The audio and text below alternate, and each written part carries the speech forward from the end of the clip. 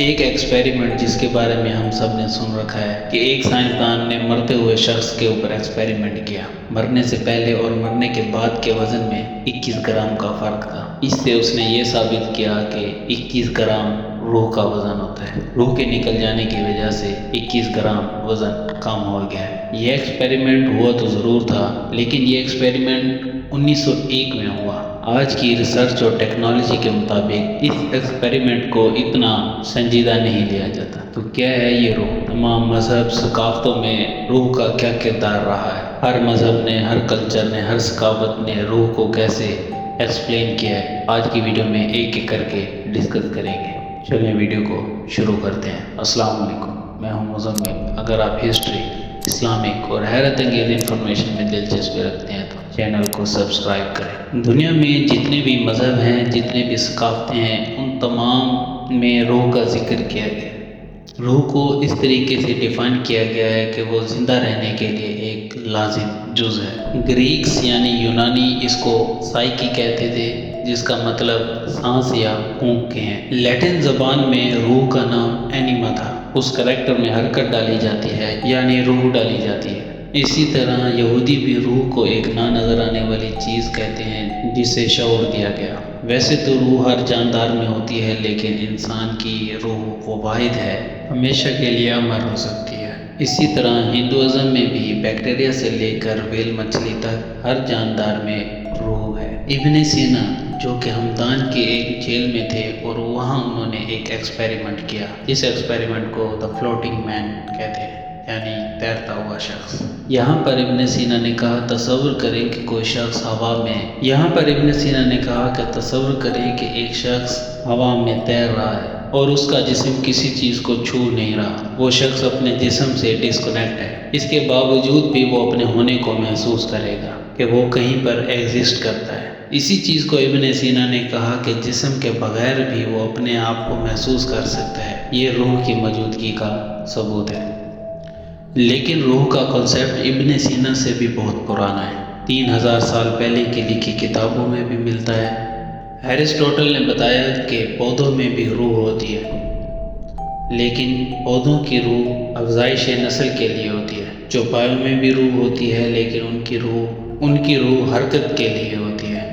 اور سب سے اعلیٰ روح ایرسٹوٹل نے انسان کی روح کو کہا ہے، جو شعور رکھتی ہے۔ اسی سے ہی ملتی جلتی ایک حدیث ہے۔ صحابہ نے سرکار دو جہاں صلی اللہ علیہ وآلہ وسلم سے پوچھا، کیا چوپایوں سے بھی اجر کرنے پر ہمیں نیکی ملے گی؟ اس پر سرکار دو جہاں صلی اللہ علیہ وآلہ وسلم نے فرمایا، ہر ذی روح سے نیکی کرنے سے تمہیں اجر ملے گا۔ اس حدیث سے ثابت ہوتا ہے کہ ہر جاندار میں روح ہوتی ہے۔ انسان کی روح کو زندگی کے ساتھ ایک اور چیز بھی ساتھ دی گئی، وہ ہے انسان کا نفس۔ نفس ہی وہ چیز ہے جو انسان کے اندر خواہشات پیدا کرتا ہے۔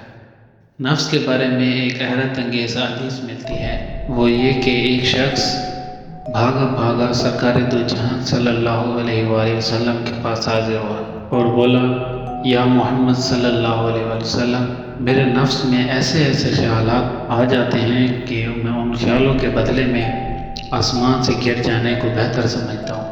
اس پر سرکار دو جہاں تسلی دیتے ہوئے فرمایا، یہی تو ایمان ہے۔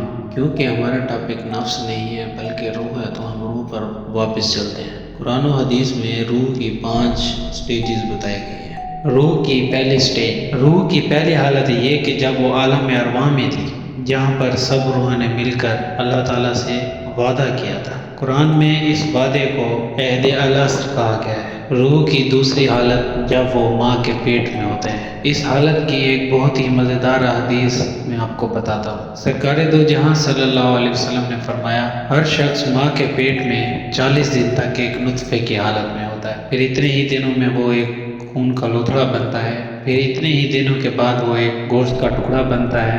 اس کے بعد اللہ تعالیٰ اس میں ایک روح کو پھونک دیتا ہے۔ اس وقت اس کی 4 چیزیں لکھ دی جاتی ہیں، اس کے اعمال، اس کا رزق، اس کے موت کا وقت اور اس کا نیک اور بد ہونا۔ روح کی تیسری حالت زندگی کی حالت ہے۔ میں اس وقت ویڈیو بنا رہا ہوں اور آپ اس وقت ویڈیو دیکھ رہے ہیں، ایسا تبھی ہو سکتا ہے جب آپ زندہ ہوں۔ روح کی چوتھی حالت اس جسم کو چھوڑ جانا ہے۔ روح کا جسم سے نکل جانے کے حوالے سے بہت سے احادیث موجود ہیں۔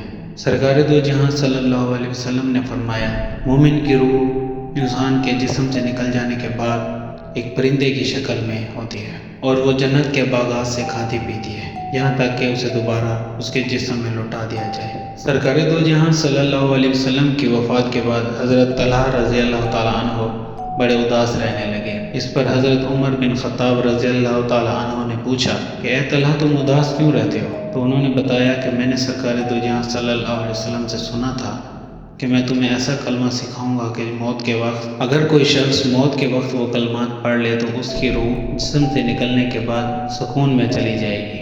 افسوس اس بات کا ہے کہ میں وہ کلمہ نہیں سیکھ سکا۔ اس پر حضرت عمر بن خطاب رضی اللہ تعالیٰ عنہ نے بتایا کہ وہ کلمہ مجھے پتہ ہے، وہ کلمات یہ ہیں، لا الہ الا اللہ۔ ایک صحابی کے فوت ہونے پر سرکار دو جہاں صلی اللہ علیہ وسلم تشریف لائے۔ دیکھا تو ان کی آنکھیں کھلی ہوئی تھی آسمان کی طرف، دیکھا کہ ان کی آنکھیں کھلی ہوئی تھیں اور وہ آسمان کی طرف دیکھ رہے تھے۔ اس پر سرکار دو جہاں صلی اللہ علیہ وسلم نے اس کی آنکھیں بند کرتے ہوئے فرمایا کہ انسان کی روح جب نکلتی ہے تو وہ آسمانوں کی طرف سفر کرتی ہے اور انسان کی نظر اس کا پیچھا کرتی ہے۔ ایک اور جگہ حدیث ہے کہ سرکار دو جہاں صلی اللہ علیہ وسلم نے فرمایا کہ جب مومن کی روح نکالی جاتی ہے تو فرشتے اس کے جسم کے پاس آ کے کھڑے ہو جاتے ہیں اور وہ بار بار کلمات دہراتے ہیں کہ اے نیک روح نکل آئے جسم سے، تیرے لیے تو خوشخبری ہے، تیرے لیے تو جنت میں گھر اور باغات ہیں۔ یہ وہ کلمات تب تک دہراتے رہتے ہیں جب تک روح جسم سے باہر نہ آ جائے۔ آٹے میں سے بال کی طرح مومن کی روح جسم سے نکل کر